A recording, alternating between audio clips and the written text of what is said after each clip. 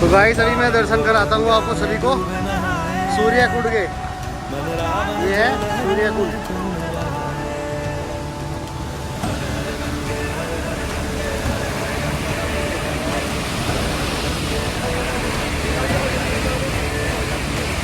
ये है अपना सूर्य कुंड।